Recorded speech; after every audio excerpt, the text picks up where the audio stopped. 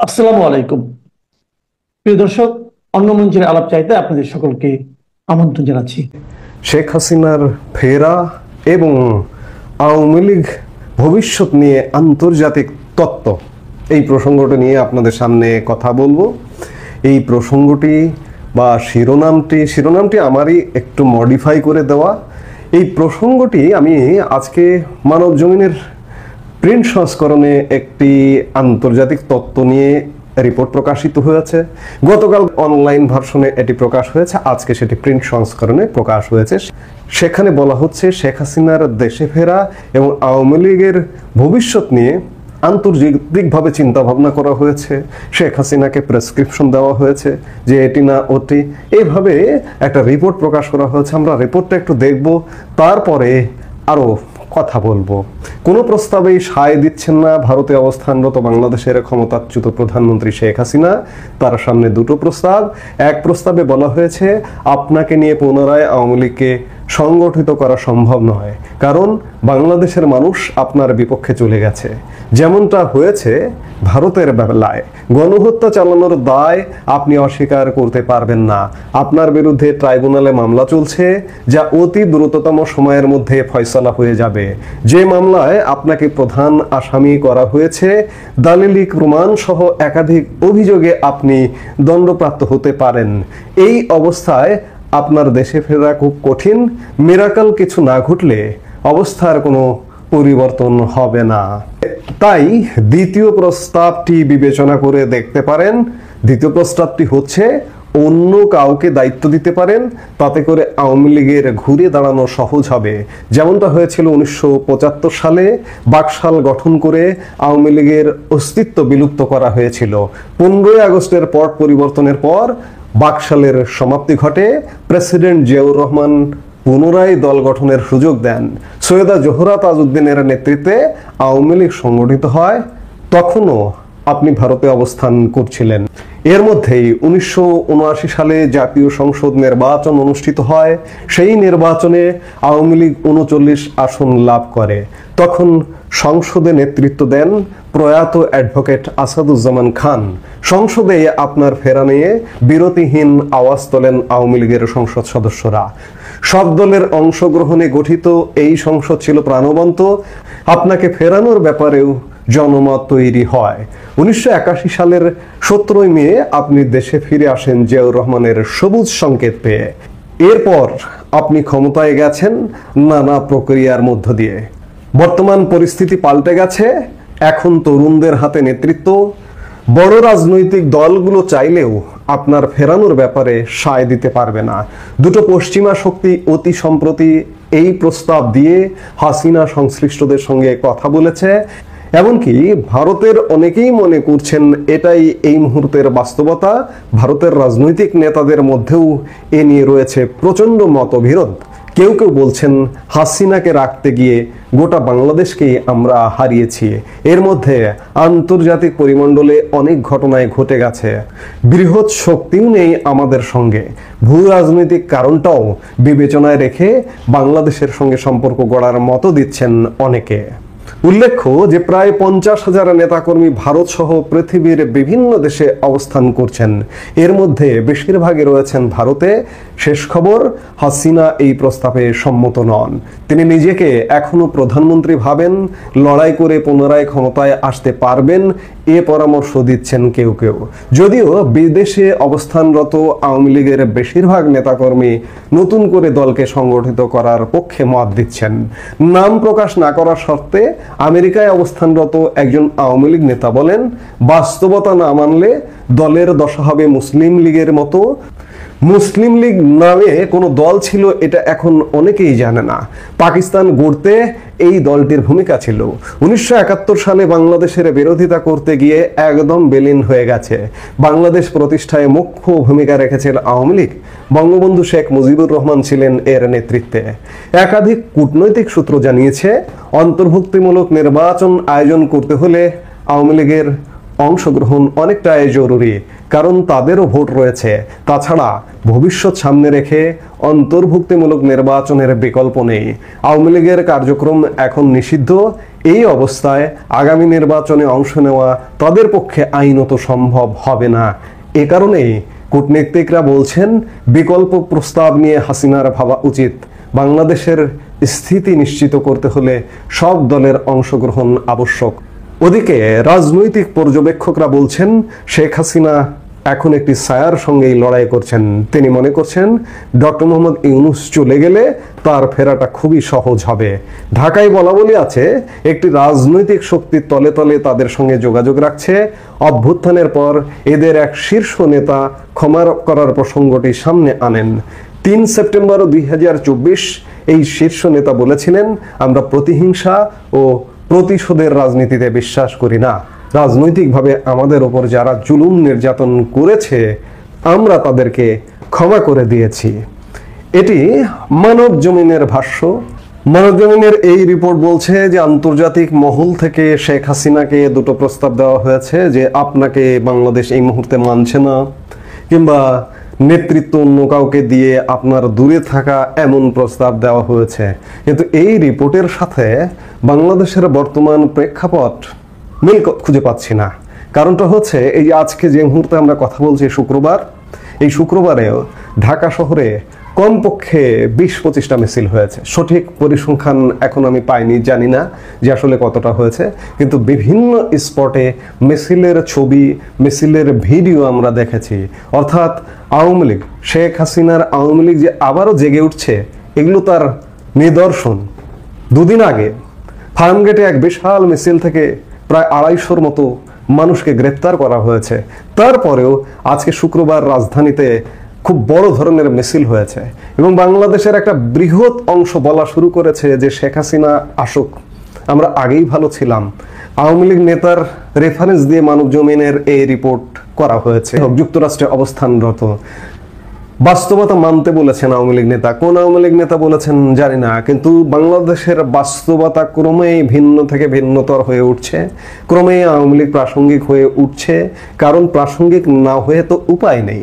গত 14 মাসে বাংলাদেশের অবস্থা যদি দেখেন, তাহলে কোনো বাংলাদেশের বিবেকবান মানুষ, কারো দল করা লাগবে না, বিএনপি জামাত আওয়ামী লীগ কিচ্ছু করা লাগবে না, বিবেকবান মানুষ মাত্রই বলবে যে আমরা একটিকে বিদায় করেছি, একটির দুঃশাসনে অতিষ্ঠ হয়ে বিদায় করেছি, এনেছি কোনটা তার এই মুহূর্তে যে জাতিসংঘ সফর চলছে সেই সরকার প্রধানের, সেই সফরের বহরটা যদি দেখেন, 104 জন সদস্য নিয়ে তিনি সফর করতে গেছেন জাতিসংঘের একটি ভাষণ দিতে।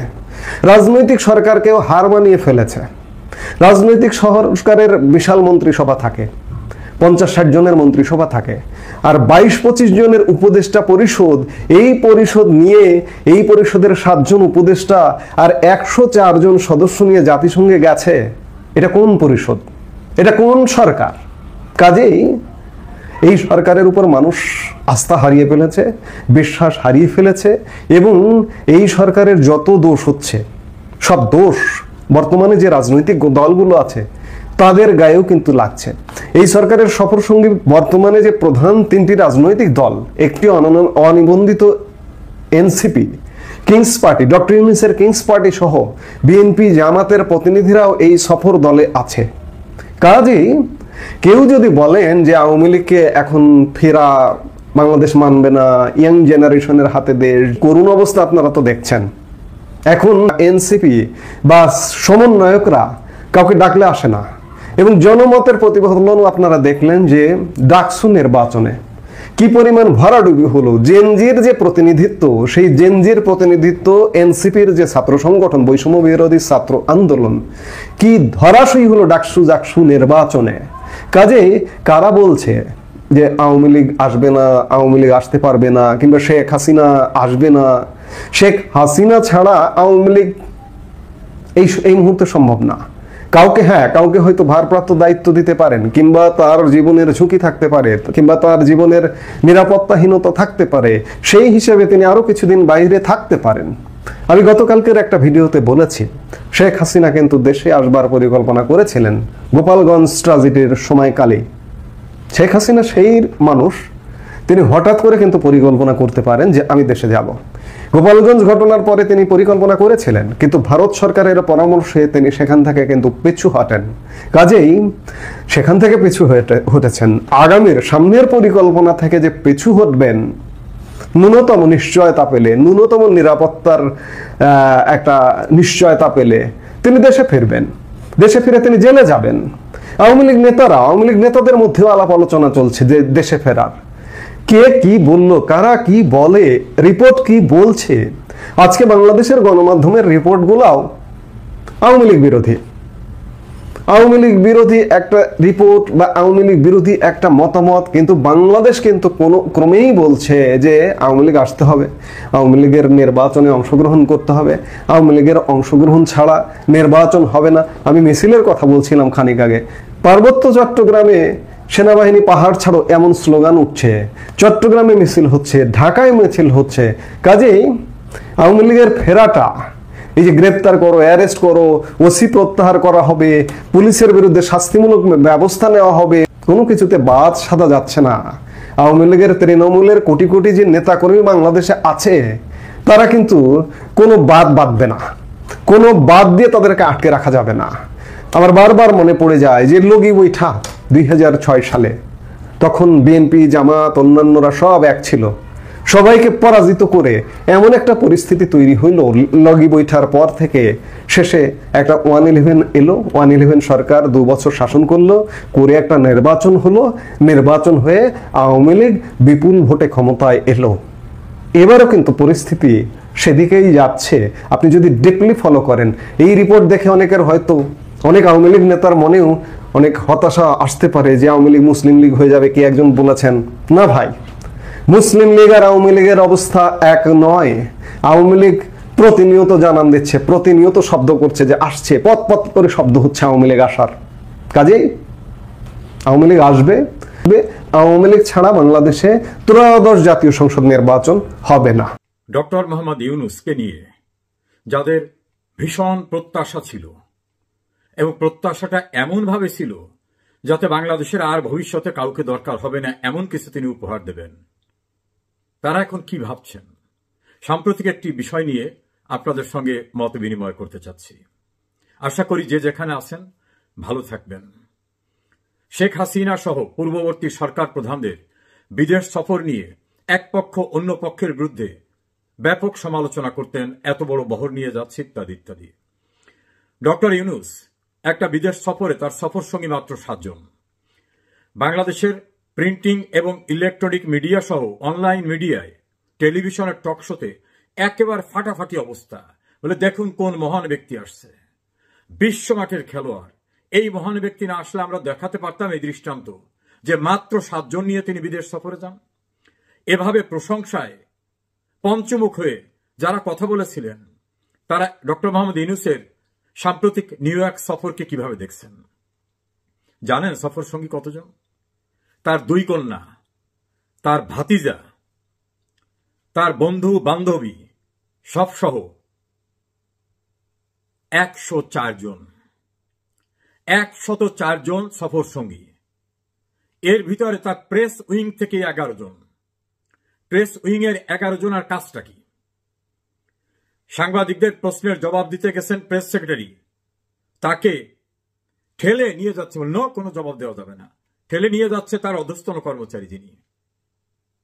এটাই হচ্ছে ইউনূস। বাংলাদেশে একটা বেসরকারি বিশ্ববিদ্যালয়ের একজন অধ্যাপক, তিনি বিএনপি ঘরানার মানুষ। তাকে আমি জানতে চেয়েছিলাম যে ইউনূস সাহেবের এই ঘটনাটাকে আপনি কিভাবে দেখেন।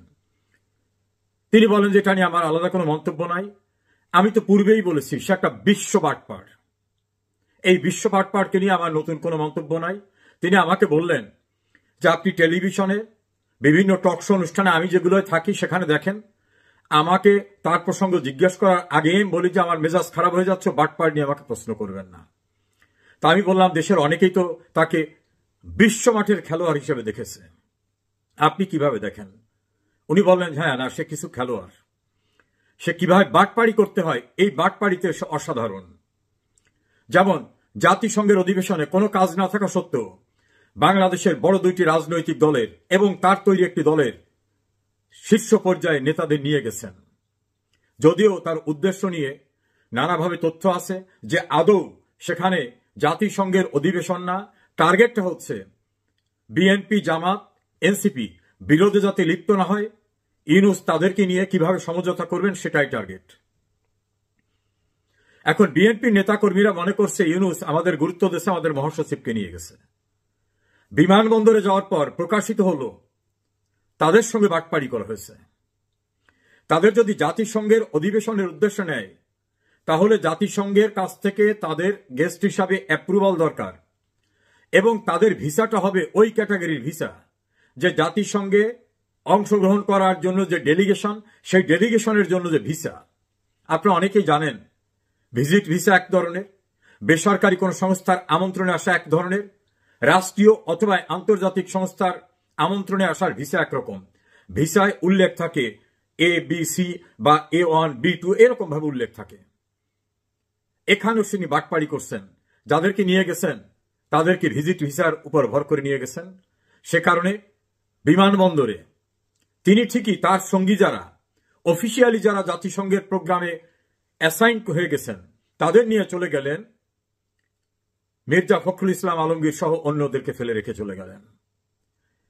এই যে ভিসা কেলেঙ্কারির ঘটনা, এটা একটা বাটপাড়ি। তাদেরকে বলা হয়েছে জাতিসংঘের অধিবেশন নিয়ে যাচ্ছি, আদৌ তো তারা জাতিসংঘের অধিবেশনের জন্য অ্যাসাইন্ড ভিসাই না। কিভাবে বাটপাড়ি করছে? জাতিকে বুঝাবার চেষ্টা করছে যে আমি জাতিসংঘে যাচ্ছি, বড় বড় রাজনৈতিক দলের প্রতিনিধিদের নিয়ে যাচ্ছি। আসল কথা হলো ওখানে বসে একটা কনস্পিরেসি করবে, সেই জন্য যাচ্ছে, সেটা আর একটা বাটপাড়ি। তৃতীয় বাটপাড়ি বলছে বিদেশে রাষ্ট্রের টাকা ব্যয় করে অধিক লোক যাওয়া ঠিক না। 7 জনের ঘটনা নিয়ে প্রেস ব্রিফিং এ ফাটিয়ে দিয়েছিলেন তার যে গোয়েবলস আছে শফিক। গতবার ওই 7 জনের ভিতরে তার ভাতিজা ছিল, তার মেয়ে ছিল, আর এবারে 104 জনের ভিতরে তার 2 মেয়ে, তার ভাতিজা, তার বান্ধবী সহ আশেপাশে যা আছে সব নিয়ে গেছে। কার টাকায়? আপনার আমার রাষ্ট্রের ট্যাক্সের টাকায়।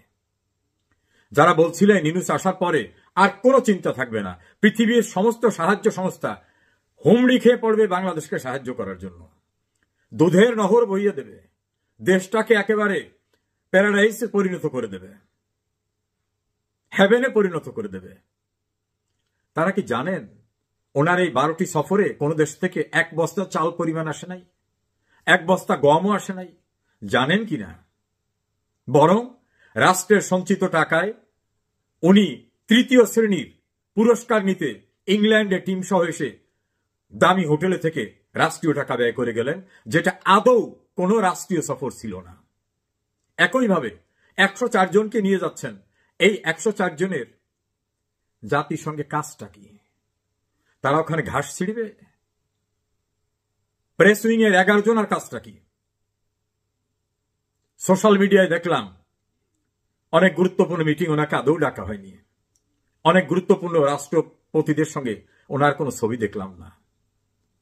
যারা ডক্টর ইউনূসকে নিয়ে উচ্ছ্বসিত ছিলেন, শেখ হাসিনার সমালোচনা করতেন, তারা মুখ খুলে 2 কথা বলবেন এই বাটপাড় সম্পর্কে? আমি বাটপাড় বলি না, গণমাধ্যমই তাকে বাটপাড় বলে, গণমাধ্যমে আসা আলোচকরাই তাকে বাটপাড় বলে। এই বাটপাড় যতদিন আছে ততদিন রাষ্ট্রের ক্ষতি করা ছাড়া কোনো উপকার হবে না।